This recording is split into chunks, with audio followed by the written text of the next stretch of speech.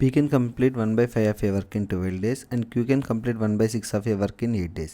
In how many days can both P and Q together complete the work?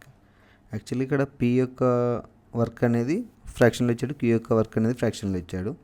అప్పుడు generalise formula ఏంటంటే if A person complete 1/n part of work in 1 day, 1 డేలో 1/n part complete చేస్తే total parts complete కావడానికి మనకి ఎన్ days time పడుతుంది. అంటే n into 1 multiplication చేస్తాం కాబట్టి n డేస్ టైం పట్టింది.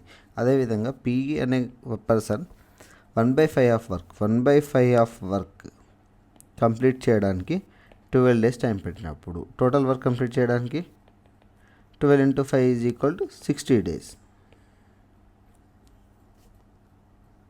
And Q 1/6 of work complete చేయడానికి మనకి 8 డేస్ టైం పట్టింది. అప్పుడు టోటల్ వర్క్ కంప్లీట్ చేయడానికి 8 into 6 = 48 days.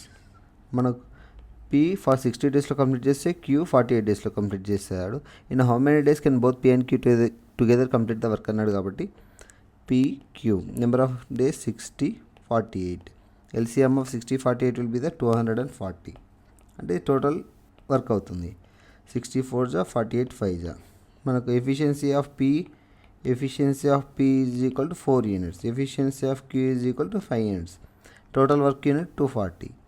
ఇద్దరు కలిపి వర్క్ కంప్లీట్ చేయడానికి ఎన్ని డేస్ పడుతుంది అన్నాడు. Total work by P efficiency plus Q efficiency. Total work 240. P efficiency 4, Q efficiency 5. 240 by 9. 9 2 జా 18, 9 6 జా అండ్ 2/3 days. టోటల్ ఇద్దరు కలిపి వర్క్ కంప్లీట్ చేయడానికి 26 2/3 days టైం పడుతుంది.